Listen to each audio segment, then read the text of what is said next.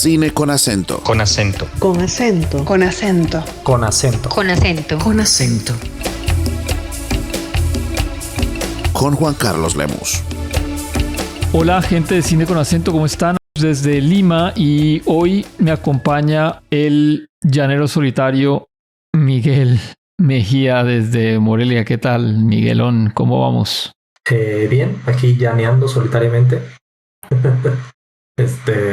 Bien, creo que ya se ha vuelto para mí un poco un hábito que con los tiempos de Oscar son más tiempos como de decepción que de emoción, pero todo tranquilo. Por favor, queremos hablar de una película que se llama La Cocina, de Alonso Ruiz Palacios, que adaptó una obra de teatro de Arnold Wesker, que ya había sido también adaptada en el 61 por James Hill y que se estrenó hace un año exactamente en la Berlinale.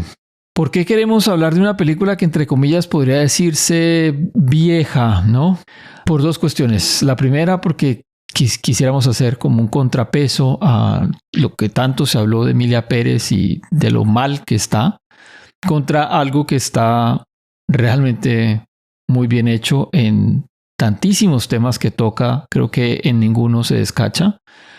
Ya profundizaremos un poco en esos temas. Y precisamente también por lo que vos acabaste de decir, ¿no? Acabándose tanto la entrega de premios Oscar este fin de semana pasada como la Berlinale hace una semana anterior, ambas cuestiones que nos han dejado muy fríos. Para calentar el ambiente, entonces queremos proponerles a La Cocina. Entiendo yo, por lo menos aquí está en HBO. No sé en México dónde está. ¿Vos sabes si está también en HBO? Sí, igual en la plataforma pues ya es Max. Ya le quieren cambiar el nombre.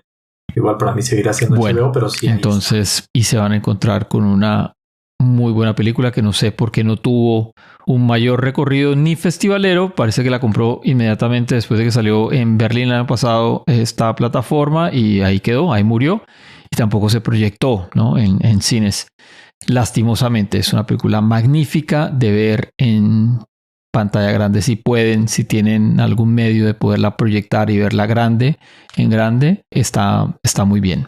Entonces, Miguel, antes de empezar, le quiero recordar a nuestros escuchas que somos Cine con Acento y que estamos en diferentes plataformas de audio como Apple Podcast, Amazon Music, YouTube Music, eBooks y Spotify, y que nos encuentran también en la web como Con Acento Podcast, igual en Twitter y en Instagram. Dennos cariñitos por allá.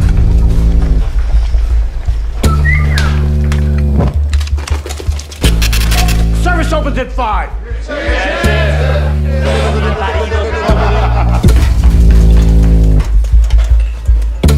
Estás muy guapa, güey. Ahora sí, Miguelón, entonces, ¿por dónde empezamos con esta adaptación de Alonso? Bueno, yo primero diría que no comparto tanto tu entusiasmo por la película. Sí me agradó. Definitivamente hace gala de la gran capacidad que tiene Ruiz Palacios para dirigir, dirigir a los actores, para armar escenas, armar acción. Me hizo pensar también en este gran despliegue de capacidad que hizo, por ejemplo, en su momento Alfonso Cuarón con Roma, que impresionó no solamente por las grandes actuaciones, una historia entrañable, también por estas escenas monumentales que es en espacios muy amplios, donde muchas cosas ocurren al mismo tiempo.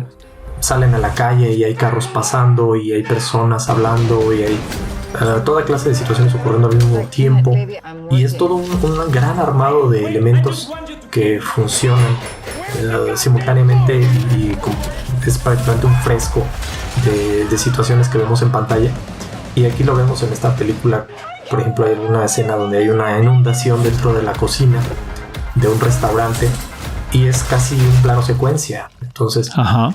los personajes salen a la área del restaurante, regresan a la cocina y hay todo un caos, hay un montón de gente hablando, todos haciendo un papel, todos cocinando, todos llevando comida, todos realizando acciones en un pequeño espacio y todos conjuntamente.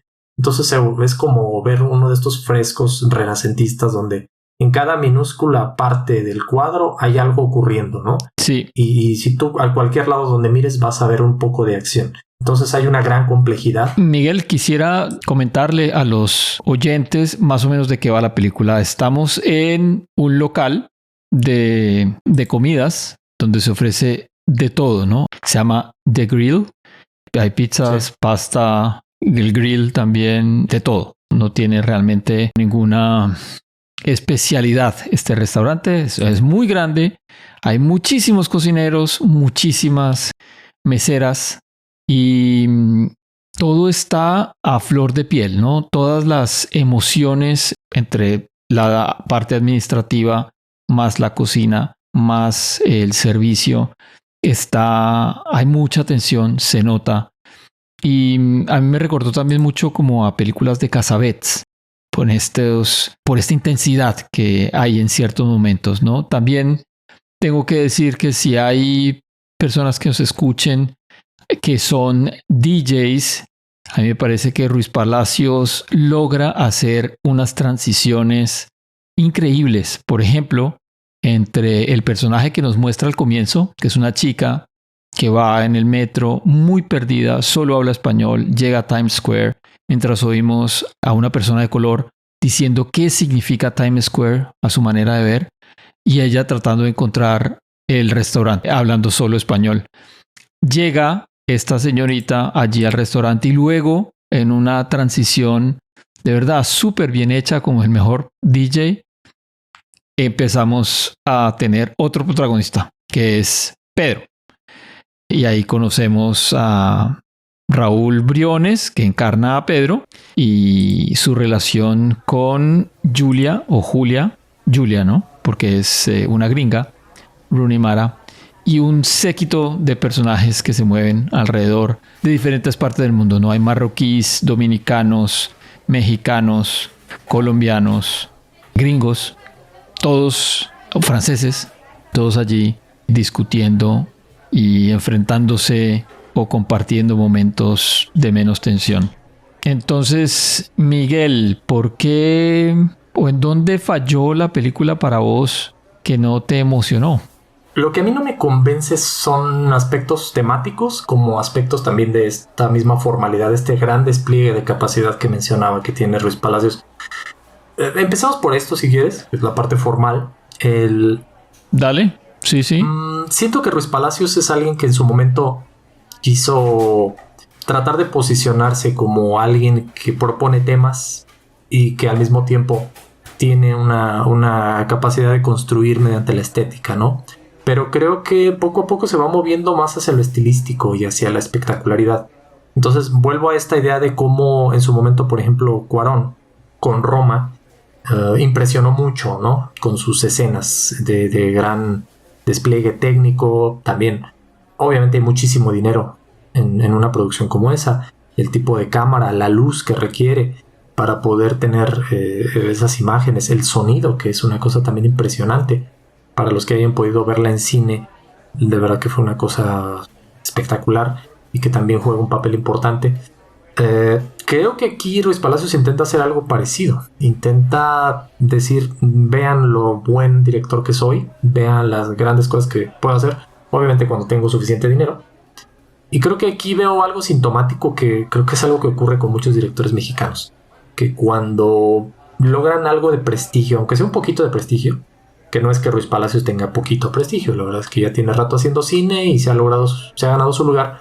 Pero pasa mucho que cualquier director mexicano, no se gana un festival y obtiene dinero para su siguiente película, inmediatamente se van por el lado de hacer grandes cosas, de ir a lo espectacular y de meterle muchos gimmicks, muchos elementos de gran despliegue técnico, recursos visuales, recursos cinematográficos que sean como esta onda de drogas para los cinéfilos, ¿no? Que, no sé, los grandes planos, sí, las tomas difíciles, cosas por los planos secuencia, que pues ya es el gimmick por excelencia.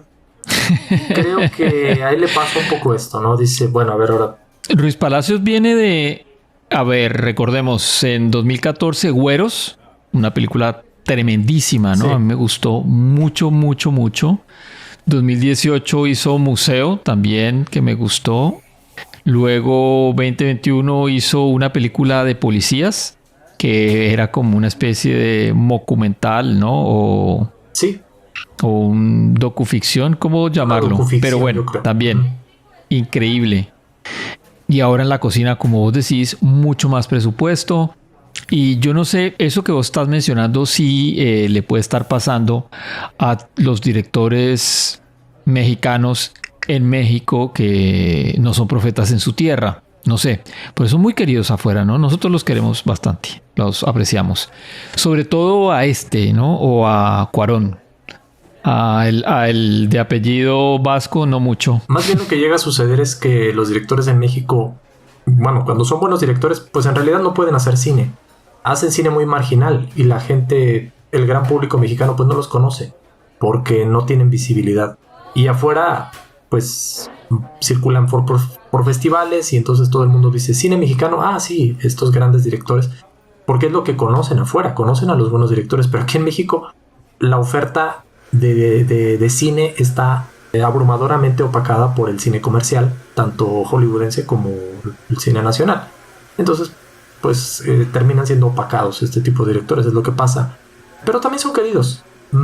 Más bien pienso que sí les llega a suceder muchas veces esto, porque yo ya lo he visto año tras año. Los que ganan el Festival Internacional de Cine de Morelia, el festival más importante de México, llegan el año siguiente con una película con mucho dinero, pero en algún momento te das cuenta de que perdieron esa, o se les olvidó eso que hizo buena su ópera prima o la película con la cual ganaron, y se dejaron ir por la espectacularidad, por como que el director, cuando le llega dinero, sí dice, ahora sí tengo con qué hacer lo que quiero, tengo con qué hacer esta película con este plano, con estas cosas especiales, este despliegue de la cámara, este movimiento de personajes, tener un montón de personajes en escena, etcétera, ¿no? Como que, no sé, siento como que es algo ya muy recurrente, lo he visto muchas veces. Ahora, no es que Alonso Ruiz Palacios no tenga algo que decir, y es aquí donde ya entra la parte de temática. Es solo que creo que se satura mucho de situaciones. O sea, hay una escena fuertemente minimalista donde un personaje está fuera del restaurante en su rato de descanso y se pone a narrar meditabundamente una historia ahí que no termina de dar demasiado sentido, aunque es atrapante. Tiene como este ritmo calmado, minimalista, un poco tirando, por ejemplo, al cine de Hong Sang-soo o de algunos otros directores de tendencia muy queridos en la actualidad. Pero luego también tenemos esta escena de la inundación en la cocina, que es un caos y un ruido y un frenesí absoluto. Entonces, siento que hay demasiada concentración de elementos efectistas. Buscan como que este es el tipo de película que busca el premio, ¿me entiendes? Como que dice, algo me tengo que ganar con esta película. Algo me tienen que dar porque, pues, vean todo lo que hice, ¿no? Ese es mi problema, principalmente. Ahora, temáticamente, creo que Alonso Ruiz Palacios sigue haciendo mucho de lo que siempre ha hecho. Vemos personajes que siempre están en un tipo de conflicto, ¿no? Por ejemplo, tú mencionaste Güeros, que son estudiantes de la universidad más importante de México, la UNAM, que son estudiantes muy politizados y que siempre están haciendo protestas y marchas y tomas de la ciudad. Pero los protagonistas son esquiroles, es decir, son huelguistas, pero que al mismo tiempo no participan en las huelgas y que incluso tienden a ser más bien los que rompen las huelgas, ¿no? O sea, como que se aprovechan de la huelga simplemente para no ir a clase, ese tipo de cosas, ¿no? O sea, como que juegan a los dos bandos, al revolucionario y al conformista.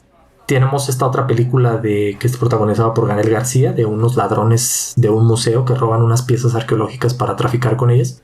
Una historia que fue real, ¿no? Entiendo yo. Sí, creo que sí. Sí, pero bueno, aquí lo que vemos en la en la película es que estos personajes también están en un conflicto, porque es una persona que ama la historia mexicana, tiene un profundo respeto por la cultura, por las piezas arqueológicas, y al mismo tiempo está dispuesto a venderlas y ganar dinero con ellas, ¿no?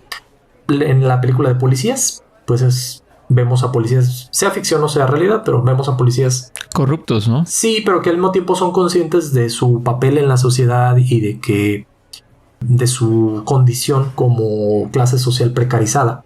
Son trabajadores finalmente, son una clase trabajadora que tiene que vivir y que no puede vivir sin los sobornos. Entonces juegan por un lado el lado de la corrupción y por el otro el lado de tener que cumplir con el deber social que tienen. Y en este caso vemos varios personajes en la película de La Cocina donde está por ejemplo, el racismo internalizado, está la añoranza de la tierra, del hogar mexicano, y al mismo tiempo la aspiración. De todos, ¿no? Sí, pues es que en general... Porque claro, todos están... Sí. Y es una escena que a mí me conmueve sobremanera, tal vez porque vivo afuera mucho tiempo, ¿no? Y hasta ahora, quizás eso es lo que más me ha gustado de volver a Latinoamérica. Es un lugar en donde yo puedo hablar español otra vez. Pedro lo dice en algún momento, es que ni siquiera llorar en español puedo. Me toca llorar en inglés. Sí. Eso es supremamente bonito y diciente, ¿no? Yo no sé si Ruiz Palacios ha vivido afuera o no, y quiero hacer este énfasis porque cuando tenemos una película como Emilia Pérez, tan mencionada, que dio tanta vuelta, que de la que se habló tanto, tan nominada, tan premiada, como La Gran Maravilla, yo digo, juepucha, La Cocina sencillamente revuelca a esa otra película. Y para terminar, ¿no? Con me parece que el señor Raúl Briones, si el director francés de Emilia Pérez nos llega a oír, pues ojalá se hubiera fijado en este señor mexicano, gran actor, y ahí lo hubiera podido no, porque le hubiera ver, arruinado ¿no? la carrera. No, yo creo que está bien ahí. Pero bueno, Raúl Briones pues es un excelente actor, ciertamente. Fíjate que a mí estos aspectos de los diálogos que comentábamos antes, que son diálogos que nos parecen muy, muy trabajados, muy elaborados, muy bonitos, y es en ese tipo de cosas que te das cuenta cuando es una adaptación, ¿verdad? Porque difícilmente un director hace ese tipo de cosas. O sea, el director hace el trabajo cinematográfico, pero el guionismo pues le toca a un escritor, básicamente, alguien que se dedica a escribir, a trabajar con la palabra, ¿no? Y cuando ves ese tipo de guiones, dices, esto es una adaptación. Ahora, hay otra cosa que a mí me parece valiosa. Ruiz Palacios es el que adapta este guión, esta obra de teatro, una obra de teatro que, como dijimos, está escrita hace mucho tiempo. O sea, si la primera adaptación que se hizo de ella fue en el 61. Sí. Pero puede pasar lo mismo. O sea, que no he visto ni The Kitchen del 61, ni me he visto la obra de teatro de este señor. Pero me imagino que puede ser con migrantes indios, pakistaníes, irlandeses, etcétera, ¿no? Sí, irlandeses que están allí sufriendo el desarraigo y el maltrato, además, ¿no? Sí, es una película sobre, pues, la vida del trabajador precarizado, el trabajador alienado. Creo que vivimos una época en la que por todos lados vemos muchas películas donde la clase trabajadora evidentemente está oprimida, está alienada. Son personas que no tienen tiempo para nada, que solamente viven para trabajar, y bueno, más en Estados Unidos, que la gente tiene 2, 3 trabajos. Curiosamente, aún así los estadounidenses, los gringos, siguen alabando al capitalismo, ¿no? Pero bueno, ya ese será otro tema. La cosa es que es una película que también se inscribe mucho en el espíritu de estos tiempos, ¿no? Es la conciencia de la clase trabajadora.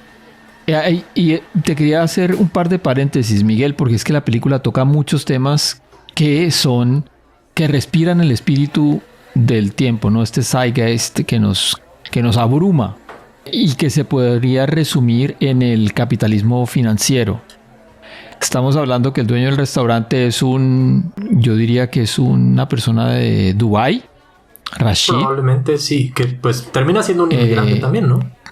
Sí, pero con muchísimo dinero, ¿no? Tanto como para tener esta cadena de restaurantes en Nueva York, y una de sus sedes es en Times Square, que ya se imaginará uno cuánto puede costar el metro cuadrado para alquilar allí, ¿no?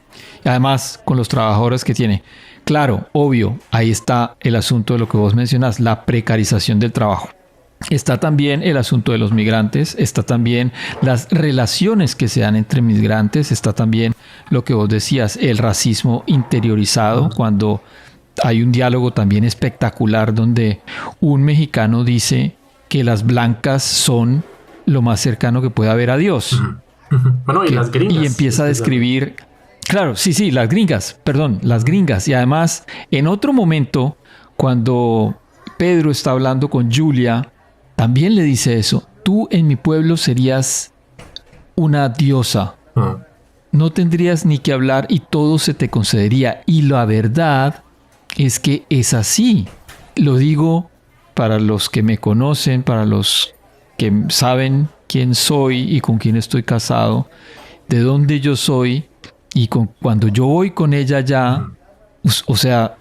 Tienes que andarte cuidando. Es increíble, o sea, es increíble la manera en la que a ella la atienden en todo, ¿no? ¿Por qué? Pues porque es rubia y blanca. Sí. Juepucha, de verdad, es como wow. Oye. Y todo eso yo siento que Ruiz Palacios logra transmitirlo en su película. Que, volviendo al tema de los diálogos en ese aspecto... No los siento tan auténticos, los siento un poco implantados, ¿sabes? Siento que esta es la visión de alguien que dice, a ver, voy a tratar de ponerme en los zapatos de alguien así y voy a tratar de ver cómo pensaría. Creo que a veces él en general, Ruiz Palacios, hace de sus personajes demasiado autoconscientes.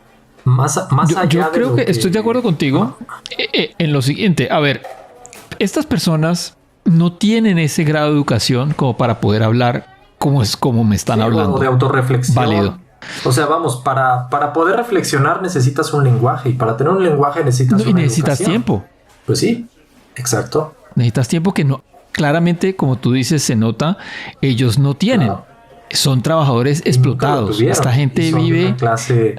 Exacto. Vamos, las personas que emigran a Estados Unidos son personas que jamás tuvieron acceso a toda clase de oportunidades. Entonces...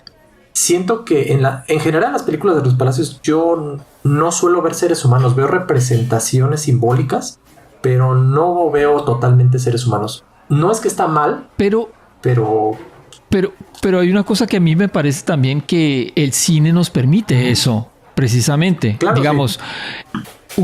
Unos personajes que aunque sean los olvidados, como en la película de Buñuel, pues estas personas no hablaban como Buñuel los ponía a hablar, ¿no? Con estas reflexiones y eso me parece que es válido precisamente porque estamos en una película.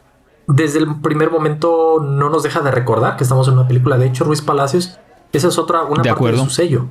Siempre en todas las películas hay un elemento donde incluso a veces hasta se rompe la cuarta pared o hay artilugios que inmediatamente nos sacan de la absorción que genera la ficción. Y en este caso diría yo que es casi que la mejor escena de la película. Es una escena sexual brillantemente filmada y es la única escena que está, entre comillas, a color o con otro tono que no sea el blanco y negro, ¿no? Sí, es una escena, sí, intensa y tiene su virtud.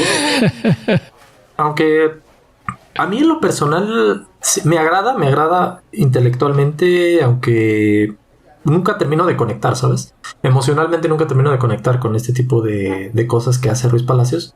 Sin embargo, sí las aplaudo y le doy el reconocimiento. Pero sí, siempre me queda la sensación de que algo falta, ¿no? Con él.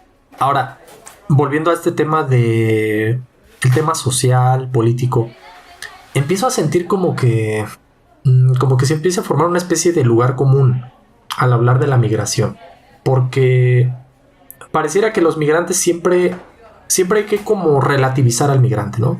El migrante sí tiene que ser alguien que tiene una necesidad, pero al mismo tiempo tiene que ser alguien que idealice a lo gringo, o sea, como que siempre tiene que estar equilibrado entre dos aspectos, ¿no? El aspecto de su identidad nacional y el aspecto que reniega de esa identidad nacional. Entonces, siento que es como sobre politizar o sobre reflexionar al migrante, ¿no? O sea, generalmente el migrante pues es alguien, en realidad es un ser humano y es alguien muchísimo más sencillo, más simple. Y creo que no tendríamos por qué temer incluso ponerlo en algún plano moral, o sea, no necesariamente tiene que ser una buena persona, ¿no? No, claro, y aquí uno diría, ¿cuál es la buena persona que estamos viendo acá? Pues es que creo que todos los personajes ahí tienden a ser como que no los podemos juzgar, ¿no? No los puedes juzgar porque son el producto de sus circunstancias. Pero si vamos al tema de buenos, juepucha, nos complicamos. Creo que son personas. Tienen sus arribas y sus abajos, ¿no? Sí, eso por un lado está bien, pero otra vez lo siento como impuesto, ¿sabes? Como calculado. Me gustaría que todo fuera un poquito más sutil. O sea, o más bien se le nota el cálculo, dirías tú, como que se le nota la brocha gorda. Para mí se le nota el cálculo, aunque particularmente el protagonista creo que tiene muchos matices, ¿no? Está muy matizado. Está, y me parece que el actor lo hace muy bien. Hay mucha complejidad, porque por un lado él creo que se le nota hasta cierto punto un cierto machismo. Hay un momento, su relación con la idea del aborto, ¿no? Que para él es algo inaceptable.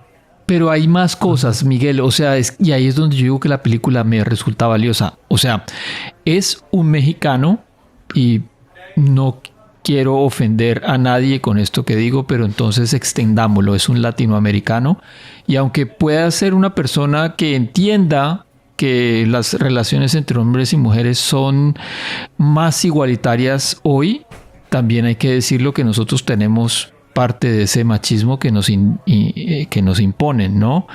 Crecimos por haber crecido en la cultura en la que crecimos. Pero es que si te fijas justo todo lo que estás describiendo de cómo es la realidad, entre comillas, justo es lo que él quiere retratar en este personaje. Entonces, pero espérate, Miguel, además hay otra cosa. Él va a tener un hijo con una gringa y significa dos cosas. Uno, es una diosa. Dos, es su pasaporte a ser legal en Estados Unidos. Entonces hay dos cuestiones que es... Además, súmale el orgullo que le va a dar a su papá, porque en esa conversación súper triste que tienen entre él y su familia. Yo lo que siento es que es un conjunto muy muy grande de estereotipos, de pequeños estereotipos, que a lo mejor ya juntos, se vuelven complejos y se vuelven interesantes, pero si lo analizas punto por punto, todo es un pequeño conjunto de estereotipos. Por ejemplo, esta idea de la relación entre el papá mexicano y el hijo mexicano, que es una relación fría, donde no hay expresión de emociones, donde ninguno puede expresar sus sentimientos porque el machismo, etcétera, etcétera, y entonces es una relación que no existe.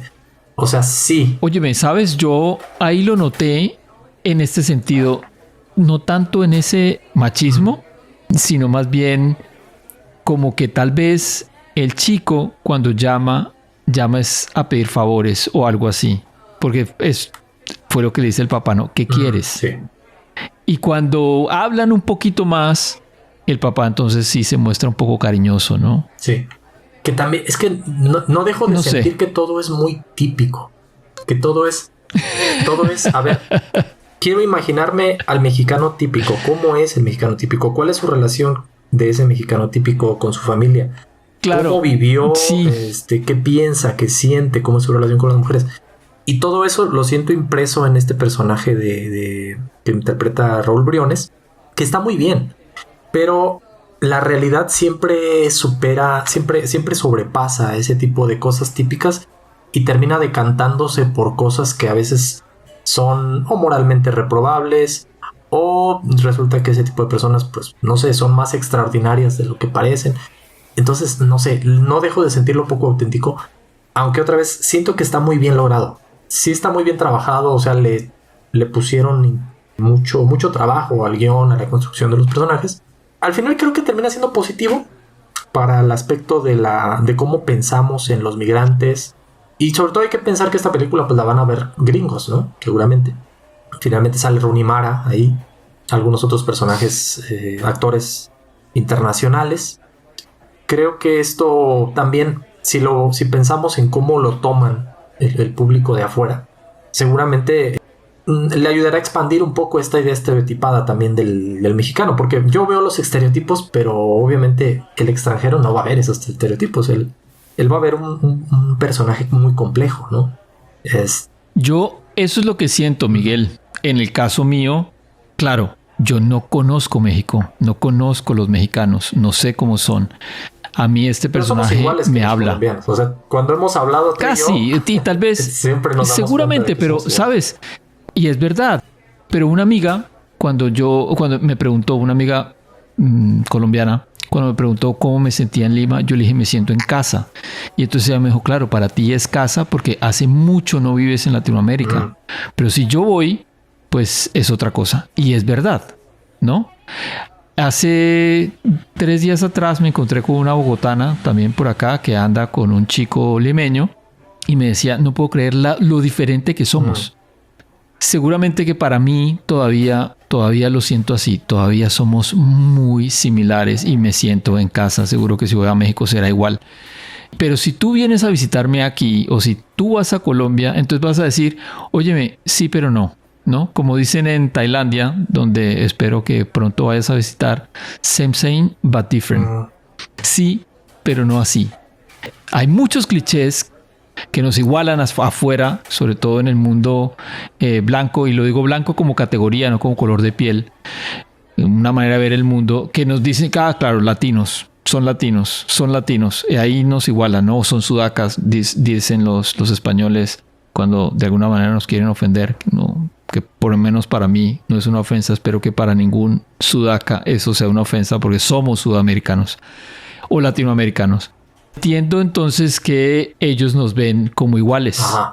Tal vez nosotros los metemos a ellos en la misma bolsa, ¿no? Como gringos. Y tal vez un californiano y un de Nueva York se vean bastante diferenciados. ¿Sabes? A mí algo que me pareció interesante, ahorita que mencionas esto de la película, cómo pareciera, al menos me da esa impresión la película, y ahí sí es algo que yo desconozco, ciertos, digamos, partes de la vida estadounidense, ciertos lugares, núcleos particulares, están tan mexicanizados o tan latinoamericanizados. O sea, hay personajes, por ejemplo, que vemos que ya están, prácticamente se sienten extranjeros, ¿no? Dentro del área laboral, porque pues ahí todos son latinoamericanos o todos hablan español. La mayoría son mexicanos y lo que se dice, las relaciones, la manera en que se comportan, pareciera que están en otro país, no pareciera que estuvieran en Estados Unidos, ¿no? Por momentos. Eso a mí me parece interesante, ¿no? Me gustaría que en todo caso fuera algo que se profundizara un poco más de cómo hay una transformación de ciertas partes de la sociedad en Estados Unidos, que no es que estuviéramos como colonizando, ¿no? Porque creo que más bien tendería a formarse una especie de sincretismo o ya una sociedad diferente, ¿no? Una tercera vía que mezcla aspectos del latinoamericano con el estadounidense. Pero aquí lo que vemos en la película pues es un acercamiento a eso, de cómo hay partes que, en este caso son partes, núcleos laborales, donde pues parece que todo está colonizado, ¿no? Es chistoso porque cuando llega esta chica, entre comillas, la que uno cree al principio que es la protagonista, y se presenta, ella dice, ¿dónde has trabajado? Y le dice al primero que la entrevista, ¿no? Y ella dice, en Sanborns. Y dice, eres una chef de Michelin. Sí. Claro, yo me imagino, nunca he estado en México, pero sé que Sanborns es como una cadena, ¿no? Es una cadena de restaurantes, no es como de lo más barato, pero pues es algo... Exacto, es como clase media, ¿no? Sí, digamos, un restaurante donde la clase media puede llevar a su hijo que se gradúa allí a comer, ¿cierto? A celebrar. Sería un crepes and waffles en Colombia, y me imagino cada país tiene lo suyo.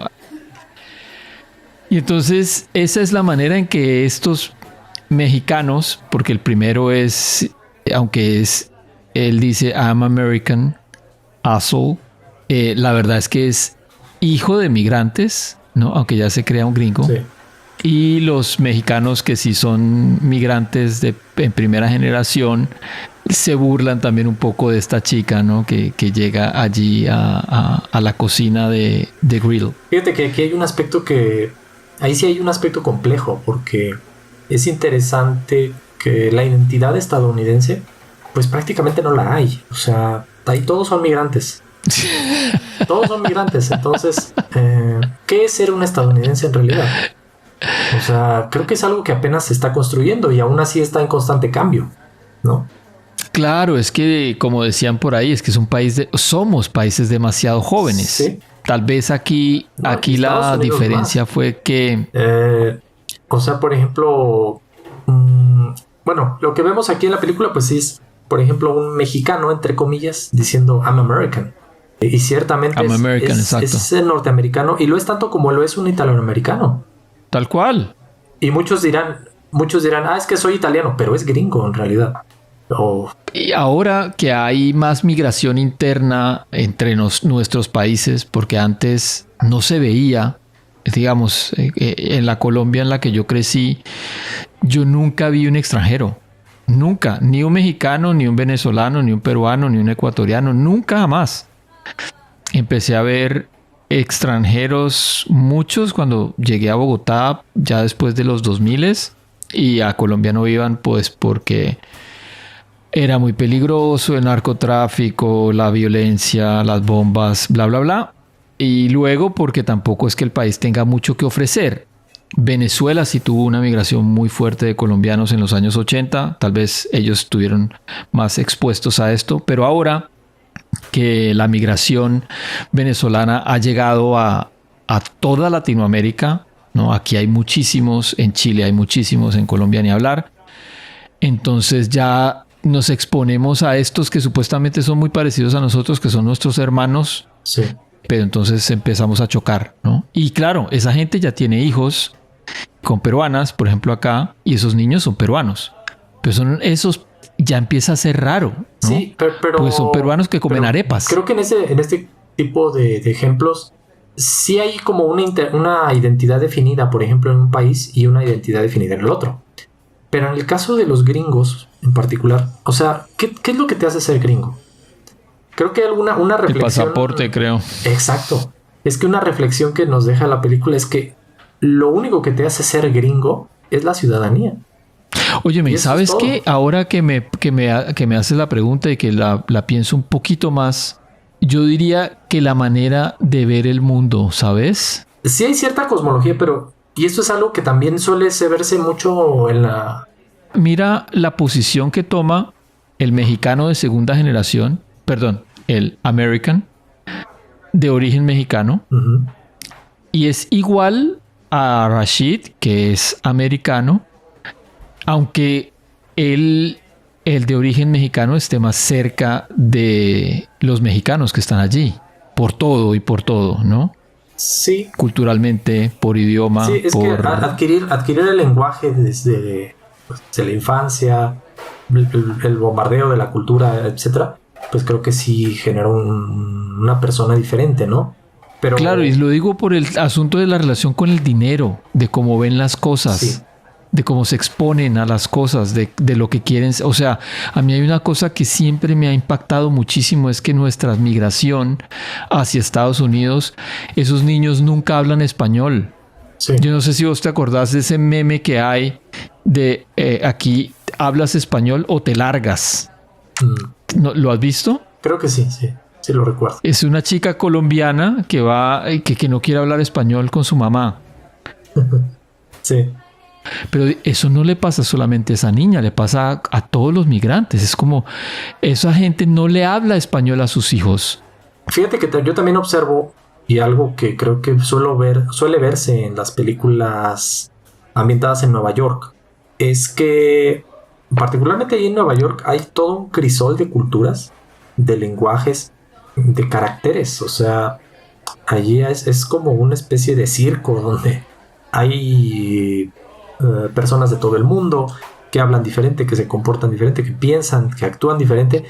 Y creo que momentáneamente se ve en la película. Hay una escena en la calle donde pasan por ahí, creo que por Central Park, y no falta alguna locura que esté ocurriendo por ahí en la calle, ¿no? A mí siempre me da la impresión, no conozco Nueva York, pero por lo que he visto, porque esto lo veo en todas las películas de Nueva York prácticamente, es que uno no puede salir a la calle sin ver alguna cosa fuera de lo común, una cosa que llame de sobremanera la atención, ¿no?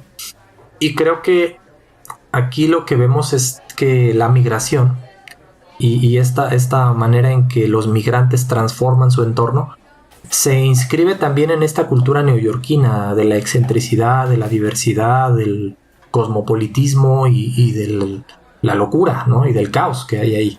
Y creo que eso tiende a extenderse un poco al resto de Estados Unidos, porque Estados Unidos, como te digo, ¿qué es un americano? O sea, en realidad, pues es simplemente el que tenga la ciudadanía, porque en realidad Estados Unidos es un país de locos, donde hay todo un espectro de personas de todo tipo, de todas las ideologías, y que son muy diferentes entre sí, muy diferentes del que vive en Los Ángeles, del que vive en Texas, el que vive en Washington, del que vive ahí en América Media, en Iowa, en Nebraska, o bien en el norte, allá cerca de Canadá. O sea, hay todo un mundo y un universo de personas, y creo que esto, en este caso para el público estadounidense, podría servir para reflexionar sobre la idea de cuál es realmente esa identidad, y pensar también en lo absurdo que hay detrás de estas ideas que respalda, por ejemplo, Donald Trump. De que bueno, de eso también habla la película, ¿no?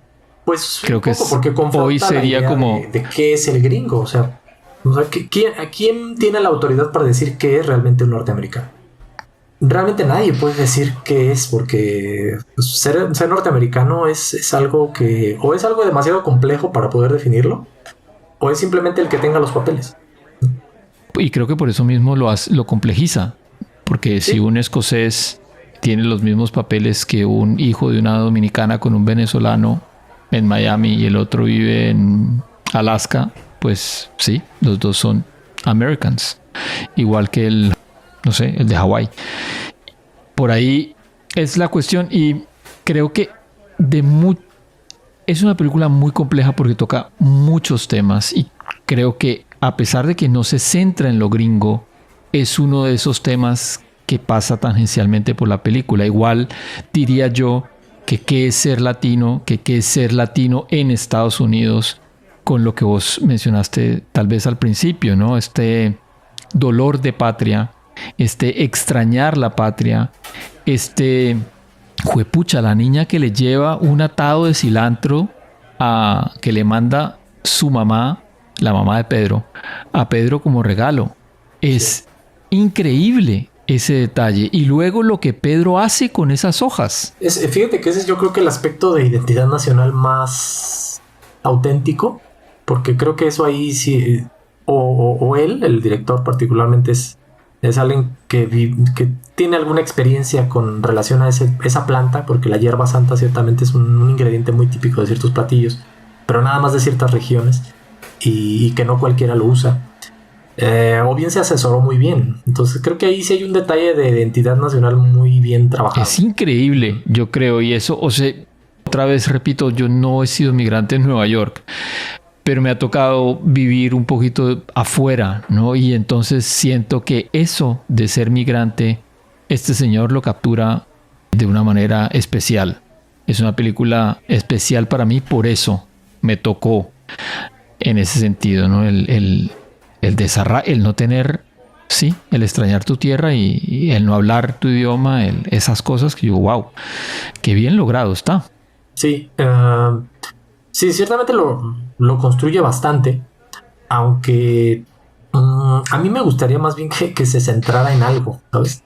Que no fuera otra vez tan disperso. Sí, que no quisiera abarcar tanto, porque cuando una película se trata de todo, termina de no tratarse de nada, ¿no? Si se va a tratar de algo, pues que se trate de eso algo. O bien, si va a ser simplemente despliegue de técnica y de capacidad de dirección, pues ok, pues que sea eso, ¿no? Pero al mismo tiempo que se centre en una técnica, que se centre en un estilo porque aquí también vemos toda una variedad de estilos, de situaciones, escenas de diálogo, melodrama, momentos abstractos, o sea... No, graciosísimos también, ¿no? Sí. Porque hay de eso también, ¿no? Creo que es una película graciosa, creo que... sí, divertida, la gente creo que la puede ver y...